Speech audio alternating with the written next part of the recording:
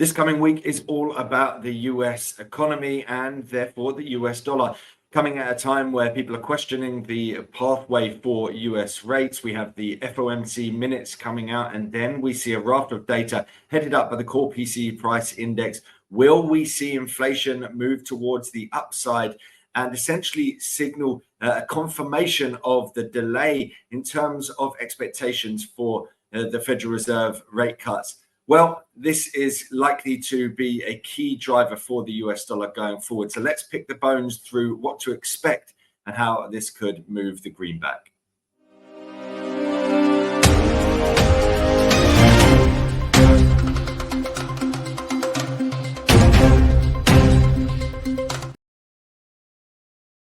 So first and foremost, this is the outlook for those big ticket items. Tuesday, November the 26th, we've got the FOMC minutes. This comes in the wake of comments from Jay Powell, who's essentially said that he sees the US economy as being relatively strong, that the US is not necessarily in a position where they need to drastically cut rates.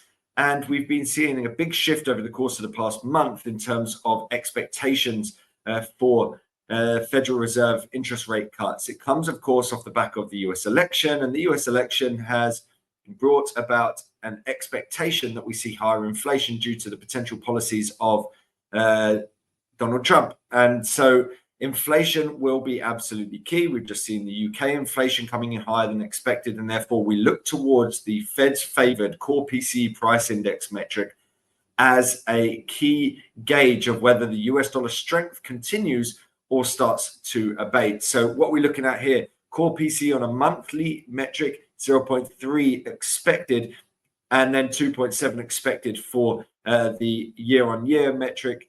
So remaining for both of those, but 2.7, of course, above that 2% target, 0.3 also above where we want to be on a monthly basis to be able to drive back down towards target. Personal income, personal spending, two key figures to be looking out for to really hammer home the idea that Jay Powell is alluding to, that the US economy is in rude shape at the moment anyway. It doesn't necessarily need any drastic help. And therefore, we could see the Federal Reserve hold off to a greater degree than, say, the likes of the ECB.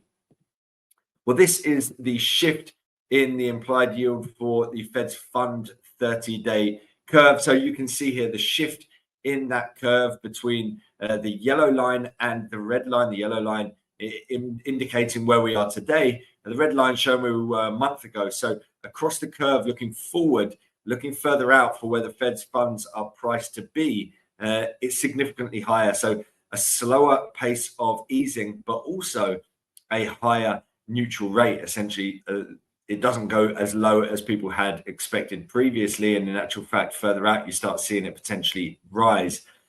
In terms of the market expectations, you can see here that in December, there's just a 55% chance of a cut at all. Wasn't long ago, we were talking about a 50 basis point cut in December. Well, that is very highly unlikely to happen. And you can see beyond that, even when it comes to January, there's now just a 67% chance that we have seen a single cut by then, or a cut by then. And then you're looking further out. So what's the pace going to be in 2025? Well, it's not necessarily a case of cutting at every single meeting, which had previously been expecting.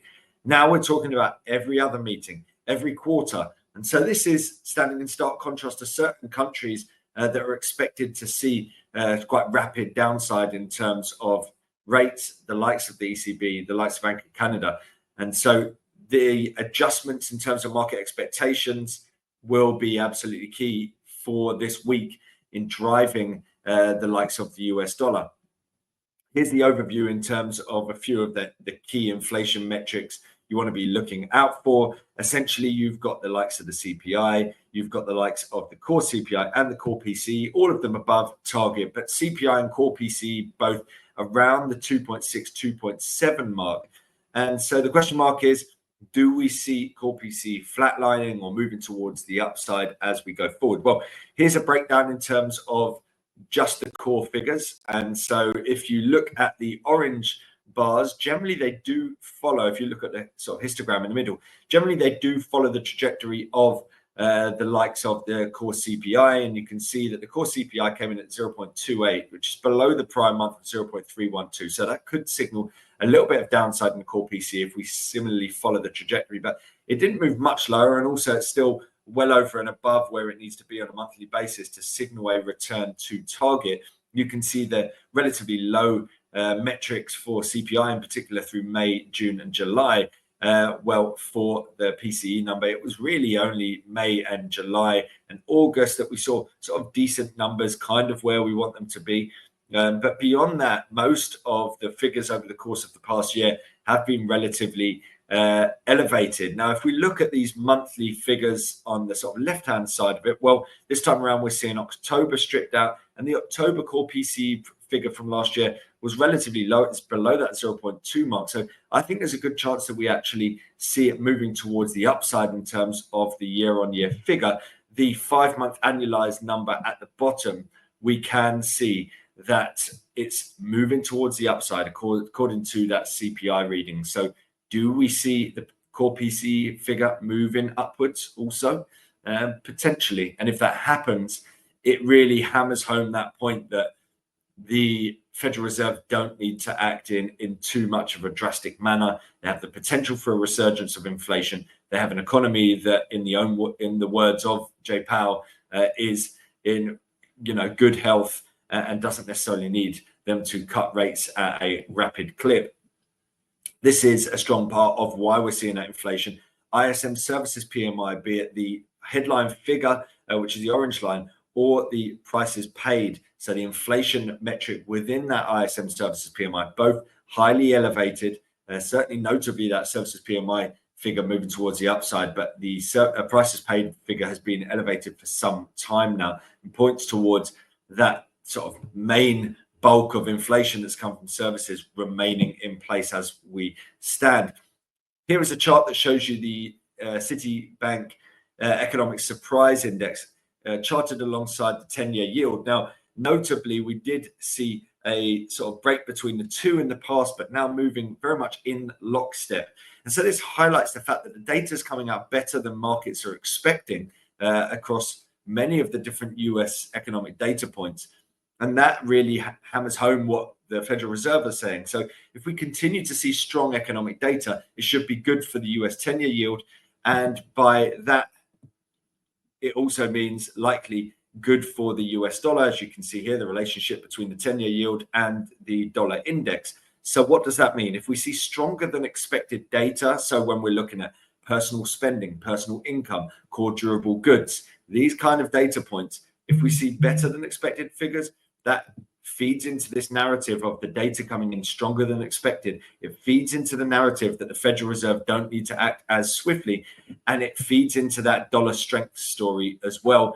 This is the US against the Eurozone two-year inflation expectation swap that you can see along the top, and then the differential between the two charted against Eurodollar on the bottom. What it essentially means is what we've seen is a turn towards the upside for US inflation expectations. And if you look at that blue line on the top, it looks very similar to the chart previously, which is the US 10-year yield, right? So you can see this blue line.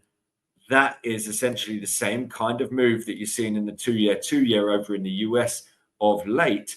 And so inflation expectations have been rising. The stronger data coming out would feed into that further. The stronger inflation would feed into that further. And the differential between the Eurozone inflation expectations and the US expectations, differential widens further, which would, if that happened, provide further downside in terms of Eurodollar.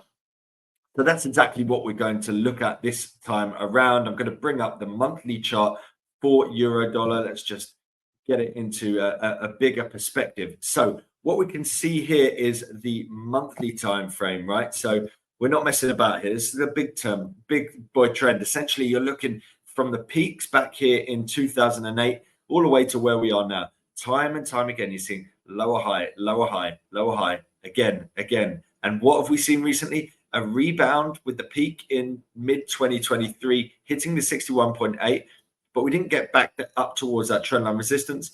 Okay, fine. But we've consolidated since then, pretty much come back into the 61.8, near enough tagged that trendline resistance, and now sharp decline in towards this zone of support. So when you're looking at the nearer term charts, you're looking at this and you're saying, wow, this is a massive area of support, which is true, right? Because time and time again, we have bottomed out around this zone between sort of 1044 up to 106.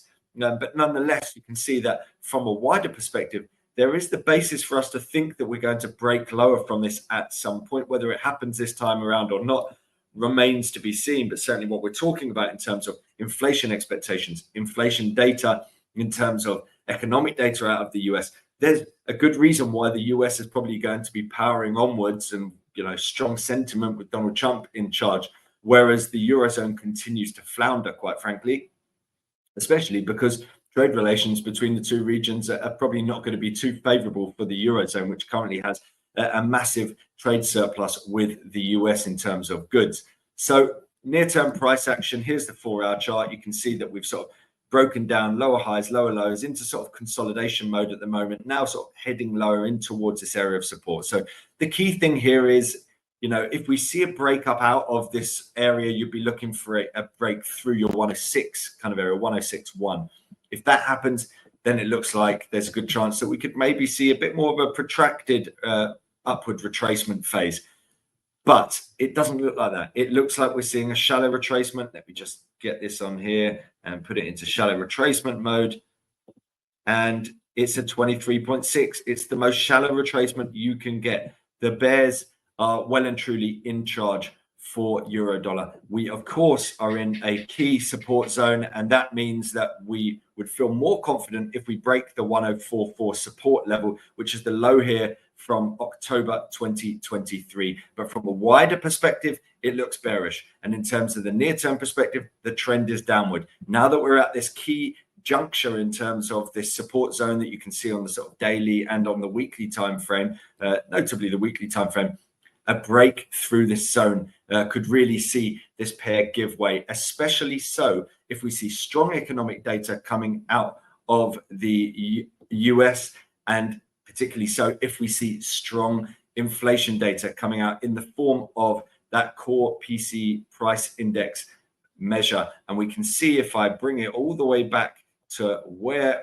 we were talking about exactly how that could shape up, let's look at exactly what's happening at the moment in terms of these orange bars in the middle, and where are we going to get respite in terms of disinflation for the year-on-year metrics, looking at the sort of base effects. Well, October doesn't look very favorable. It's sub 2%, sub 0.2. November is even lower. December a little bit higher. It's only once we get to January that we're likely to see a really significant disinflation move. So for me, I think core PC is likely to either flatline or move towards the upside in the next 3 readings, including the one coming up. And that doesn't necessarily make for much of an argument about the need for the Federal Reserve to suddenly cut interest rates. So plenty of data to look out for. Of course, we're looking for commentary from those Fed minutes as well. But with the likes of Eurodollar heading into this key support zone, I think there's a good chance we see that breakout finally happen, following through on the move that we can see that's essentially been taking place since 2008 in terms of that long-term monthly chart downtrend here for Eurodollar. I hope this has been useful for you guys. Like I said, a big week ahead when it comes to US economic data. If you want any more coverage for what else to look out for in the week ahead, make sure to check out my week ahead video. Thanks a lot. My name is Joshua Mahony, Chief Market Analyst at Scope Markets.